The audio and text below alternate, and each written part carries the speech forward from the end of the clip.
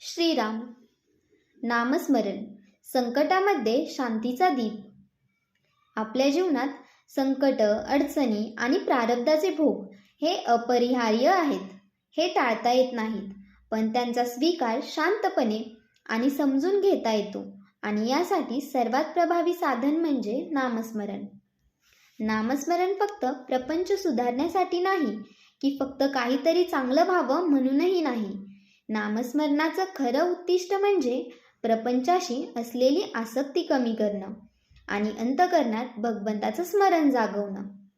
प्रारब्ध हे भोगावंच लागतं, हे आपल्याही हातात नाही.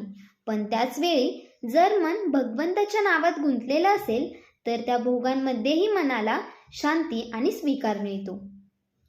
जो घडतंय ते भगवंताच्या इच्छेने घडतंय असा विश्वास मनात रुजल्यावर दुःखाची धार बोधट होते आणि आपलं मन अधिक स्थिर होतं.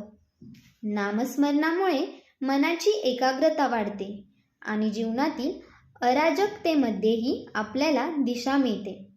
जसं झाडाच्या मुळांना चांगल्या पाण्याचा साठा मिळाला की सगळं झाडच ताजतवानं होतं, तसंच भगवंताच्या नामामुळे आपले अंतस्थ गुण जागृत होतात, संवेदनशीलता वाढते आणि आत्मबल निर्माण होतं.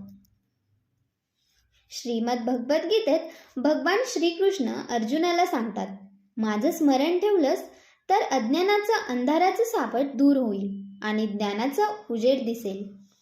जसं दिवा सतत तेवत ठेवायचा असेल तर त्याला तेलही सतत घालावं लागतं, तसंच भगवंताच्या स्मरणाची ज्योत अखंड ठेवण्यासाठी नामस्मरण अखंड ठेवावं लागतं.